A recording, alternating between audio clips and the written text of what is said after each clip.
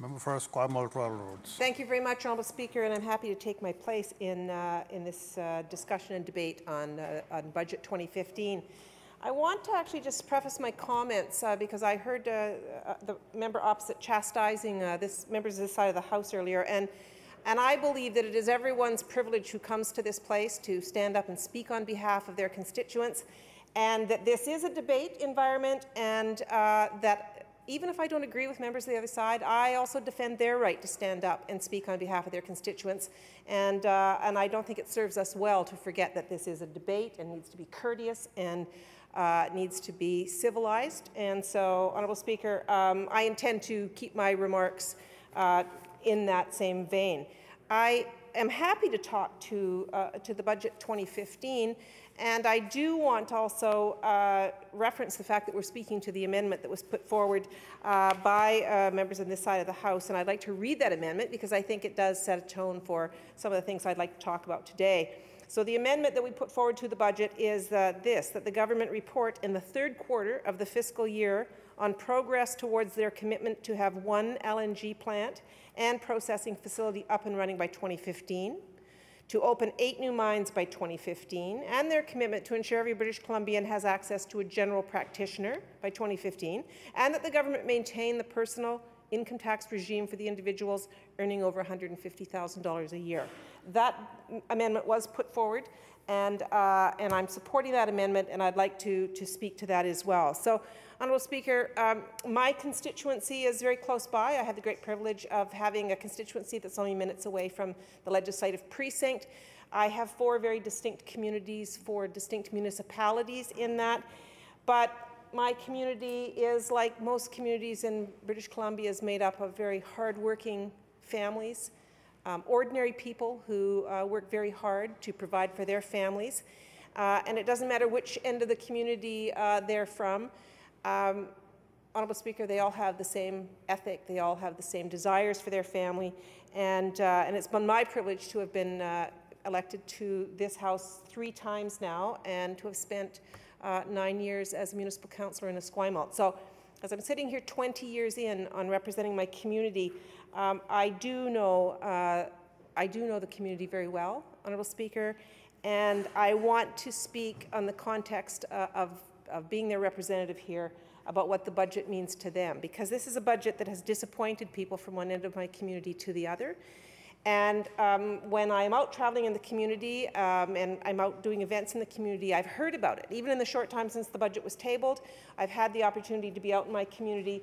And so I've heard from members of my community about their immediate reactions to the budget. And I'd like to speak to that here today, Honourable Speaker. So my community is made up of, I think the only unique aspect is that we have a lot of public servants who live here in the capital region, and I do have a number of them that live in my community. And perhaps because of that, and because of the various other components of kind of the workforce in my community, I think they pay a bit more attention to what happens here in the legislature than do communities that are further away, because certainly many of the families in this community have ties in some way or another to the legislative precinct, to government, to some aspect of what we do here in the capital. And it's a huge employer in one way or another throughout the region.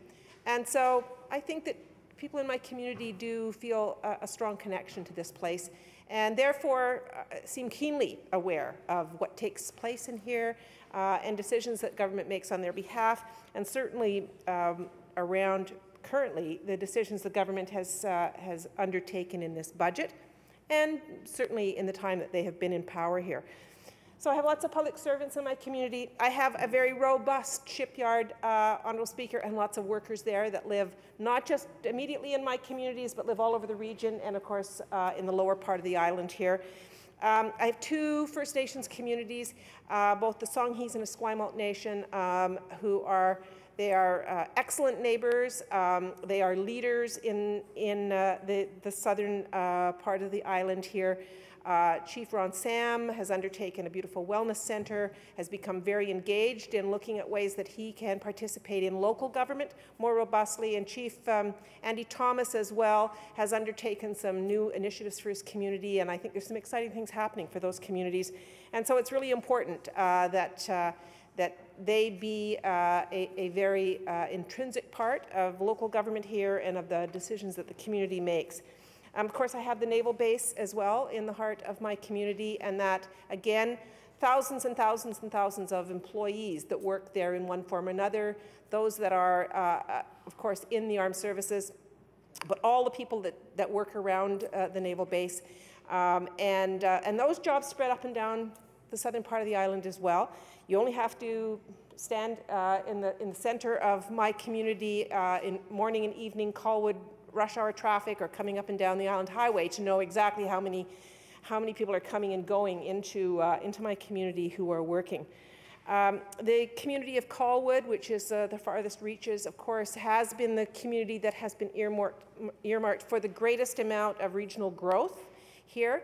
And so there is a massive amount of expansion going on there. 2 new schools that my friend, the member from Juan de Fuca, and I have championed for many years. We have 2 new schools coming in there. And we're very happy about that, Honourable Speaker, because there are so much growth going on in Colwood. So it's a community that is really trying to grapple with those challenges and their transportation needs around that. I think, though, that it's fair to say that when I talk with people in my community, the budget that's been tabled here in 2015 by the current government has left them feeling disconnected from government, feeling that government does not understand who they are, does not care who they are, and does not in any way have plans for their future and their family's future. And I think that's reflected very much in the budget that we see before us. I also have seen a new growth in the amount of people trying to seek services through my constituency office, Honourable Speaker. And that's been a very dramatic growth, and I think that speaks very much hand in hand with the lack of government services, the continual cuts to government services, especially to the elderly, to the poor, to the most vulnerable, to people with disabilities, but to regular families now who are looking for minimal services. So I've seen this huge growth burst in my constituency office. I suspect that I'm not alone. I know from talking to my colleagues here that they are also seeing the same kind of thing, and so I'm pretty sure that the government members are also as well. They cannot be unique in their experiences in their community with the pressures that constituents are putting on them to bring messages of the needs of communities. So when I see a new kind of clientele coming to my community office asking for help, it's a variety of things now that seem very new. I talked to my constituency assistant just this week to say, you know, what are the common themes that you are seeing come through the door, and they are new in the aspect that they are almost always related to some new government service that's been cut or that's been removed from the community. So people having trouble getting any kind of physiotherapy, people having problems accessing adequate supports for things like brain injuries. One person who was having trouble with the incredibly crushing load of a student loan. And luckily, my community's office staff had some great success, and for that, I would like to actually officially say thank you to the Minister of Finance for helping out with this particular problem. So I'd like to offer that thanks up to the Minister for helping resolve an issue there with a student who had a crushing debt that was making life difficult. You know, there's always the usual issues around children and families, ministry issues, but also now housing-related issues, and that's families, and that is seniors. That is not very specific to one demographic or another. It seems to be across the range of ages and people in the community. Long wait lists tend to be a plague for seniors and for families as well, and we hear about that a lot. And of course, Honourable Speaker, the ongoing issue of poverty in the community. And so it is a working-class community. If you drive through my community, you don't necessarily see abject poverty, but it is there, and it particularly affects working families. It particularly affects seniors. And we are seeing more and more of an outcry of needs from seniors and from families around poverty issues. And that's young families, Honourable Speaker, that's single people, that is certainly people who are living with a disability. And fewer services, fewer and fewer options for these families. And so Budget 2015, I know that my community was looking to this to be something that maybe spoke to their needs, spoke to their issues, spoke to the implied promise from the Premier that things were going to be better in the future for them. And in fact, this budget does not deliver on that at all, and I'm going to talk about that a little bit as well. Honourable Speaker, I think that this Budget 2015 really is a clear indication that the government has no vision forward for the future of British Columbians. The government the Premier bet on one specific option for the future and seemed devoid of any other vision or real ideas for going forward from here. So I think it is a government, I saw pundits talking about this right after the throne speech was tabled, about it's a government who's out of ideas. And I agree with that, and my community agrees with that, because this budget definitely has not shown any vision forward whatsoever. The whole issue around LNG, and let's remember, Honourable Speaker, that this the LNG dream was hyped very much by the Premier and government members going into the last election. But it wasn't just abandoned then. It was something that was continued to be a large promise. 2 years ago, the Premier said that she had an absolute laser focus on LNG and developing that industry. 1 year ago, the Premier said this is our central preoccupation, bringing LNG to fruition here in this province. And yet here we are, Honourable Speaker, less than 2 years out from those promises and from the election, and we have seen that, in fact, that particular dream has evaporated. LNG is no longer mentioned in every other sentence that the government utters. It isn't attached to every single mandate that every ministry has had. And the government has now tried to kind of withdraw from all of the big promises that were made there. But you know what? British Columbians heard those promises and believed those promises, because there were some elements there. You know, when the Premier talked about things like the LNG industry would wipe out BC's debt, I think people really believed that, Honourable Speaker. And now to find out that not only is it not going to be anything that wipes out the debt, it may not be an industry that comes to this province at all, but in fact debt is going to continue to grow in this province for some time to come. You know, the promises that LNG would reduce or eliminate the sales tax, I think that was a relief that every family was looking forward to, because in fact the increase in fees and charges to families has been such a burden that it has pushed so many families right to that edge of poverty, that I think the idea that it would eliminate sales tax was very exciting to people. That it would fund an enhanced government programs, generate $1 trillion in economic activity, fill a $100 million prosperity fund, and create 100,000 jobs. Those are huge promises, Honourable Speaker, and I know that people in my community, even if they did not grasp and believe in every single, grandiose promise of trillions of dollars here and billions of dollars there, I think that they did believe that perhaps there would be another thriving industry in this province that they could rely on for jobs for their children. And so the government has, of course, now forgotten all of that. All of that rhetoric has disappeared. All of those promises have disappeared. And we have a government that now, talks about maybe there's a chance, maybe this is aspirational on the LNG file. Honourable Speaker, the people in my community are not so witless that they do not see the writing on the wall here, that the LNG industry was a huge bet, a gamble that the Premier was involved in, and we have lost that gamble. And now the government is talking about diversified economies, as if they've suddenly decided and discovered that we are a diverse economy. So once the big LNG promise is gone, what is left over for families to think about as future options for their children? Well, This budget is thin on any kind of other vision to replace that in any way, Honourable Speaker. And so my community is aware of that, and they will continue to struggle because as well as having this whole LNG dream kind of evaporate and turn out to have been, all talk and no action, the government has continued to whittle away at the standard of living for many people in my community with increased fees and expenses, and I'm going to talk about that a little bit more as well.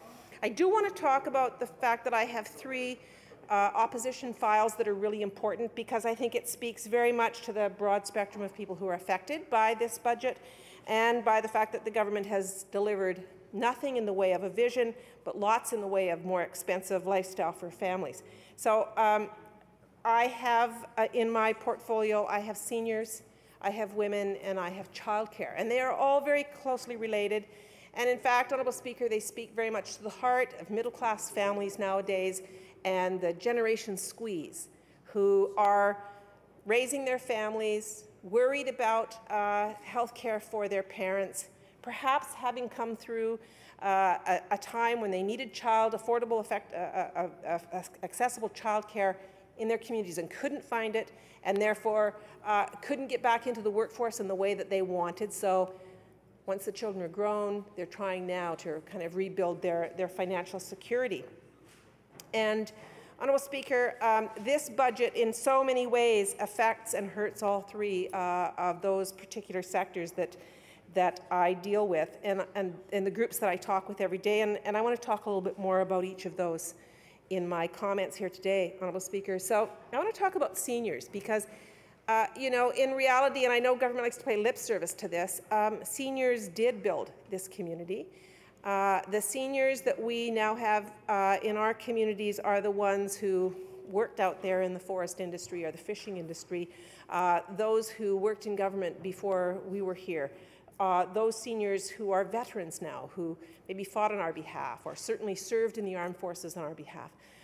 Those seniors who built our communities and were our community leaders, and our grandparents who have established the very culture that we enjoy now. And those individuals, Honourable Speaker, are living in a serious affordability crunch. And I hear it right across the board when I meet with seniors, and I've met with seniors all over British Columbia.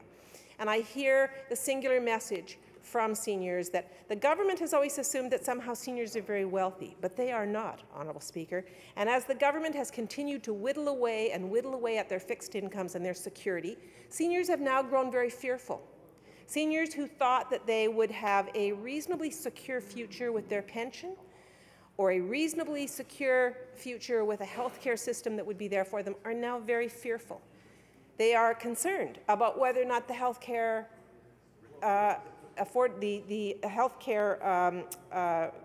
system will be there for them. They are very concerned about the fact that many of them are losing their doctors.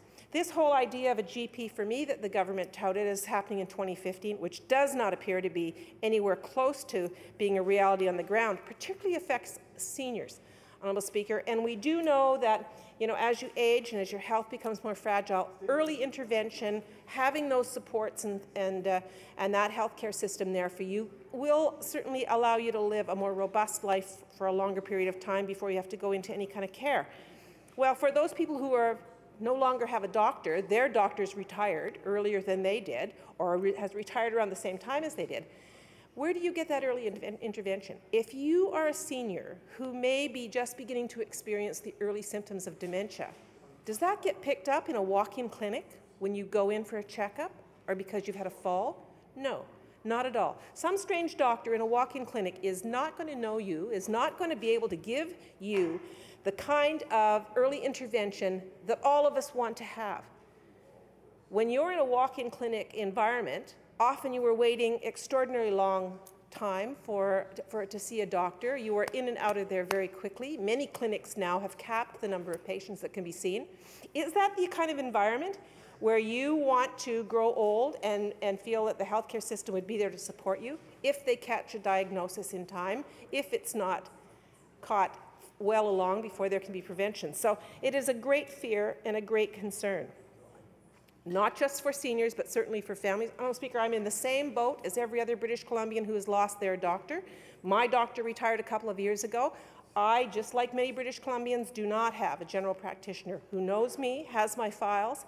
I'm subject to the same circumstances as everyone else. I go into a walk-in clinic, I wait my turn, and I see the doctor sometime later in the day, or if my schedule doesn't allow it, I don't see the doctor that day. And that is happening to families right across this province and to seniors, and certainly in my community. The issues around youth mental health. I sit on the Children and Youth Committee, and one of the things that we are undertaking is an extensive forum and discussion on youth mental health. We already know that the issues around mental health and homelessness and poverty are all very much interlinked, and they are very costly on both the justice system and the healthcare system. And yet, without adequate resources, and none of those are apparent here in this budget, we see nothing in the way of a youth mental health program here. How in the world do you expect to get on top of this? What happens to all those disenfranchised people that the government has forgotten about? Well, we know what happens to them. They continue to rotate through the justice system or through emergency systems. Families continue to struggle, and Honourable Speaker, the list of fees that are going up here for families is staggering. And for families that are struggling to get from payday to payday, and frankly that's a lot of people in my community, Honourable Speaker, they are seeing increased MSP, and it will continue to go up. They are seeing increased hydro rates, and it will continue to go up. They are seeing increased ICBC rates. They are seeing more in gas taxes, depending on where they live. They are certainly seeing ferry fares way past the tipping point, and families are now unable to stay connected because of ferry fares and service cuts that are taking place, and I do hear about that all over this region. Camping fees have gone up, so even for families who wanted to take a modest holiday with their family, that's become more expensive, and of course tuition has become such a debt burden for many young people that they will spend a great deal of the first probably 2 decades of their career paying off huge student loan debts. So we have families that are trying to grapple with all of these costs. We have families now who have young people who are unable to find work, even if they have graduated from university, even if they have the beginnings of a trade, unable to find work, and are coming to live back home because they can't afford, on a minimum paid job somewhere, to live on their own. So we have this new term, failure to launch, Honourable Speaker. All of that developed in this province, one of the wealthiest provinces in the country. In the last decade, we have a new culture for families where the middle-class family is squeezed, where they are fighting to get from payday to payday, where they see the government continuing to increase the cost of living over and over again, unapologetically. And we have now young people who can't go out and start a life on their own until well into their careers. Tuition burdens, low-paying jobs, Honourable Speaker, and did this budget in any way help there? No, it did not. The reality is, Honourable Speaker, and I think that we've seen these facts, we'd recognize these facts, that in real terms, real wages for families are falling, not rising. So people are finding it hard to get ahead, no doubt, because in real terms, wages are falling. And again, Honourable Speaker, and we've talked about it here, this generation, our generation will be the first generation that does not leave a world that's better for their children and grandchildren, but worse. They're going to leave them worse off rather than better. Again, none of those things seem to have been acknowledged in any way in this budget. In fact, Honourable Speaker, and I know it's a sore point with government, but they made a very decisive choice that the top 2% in this province are going to get a huge tax break. And meanwhile, all of the families here in my community that are just a few minutes away from here are going to see increased costs of living for themselves and a reduction in their ability to stay connected with families because of what's happening at BC Ferries. So life is more and more difficult for normal, average, ordinary working people, hard-working people in my community, and yet the government believes that money well spent is a tax break for the top 2% earners.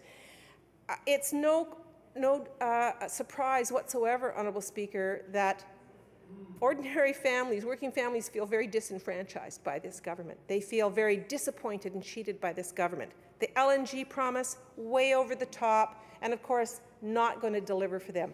All the other promises, though, the promises that were outlined very clearly in this amendment, and I want to go back to this amendment because it speaks very clearly to the heart of the problems here that we have in British Columbia.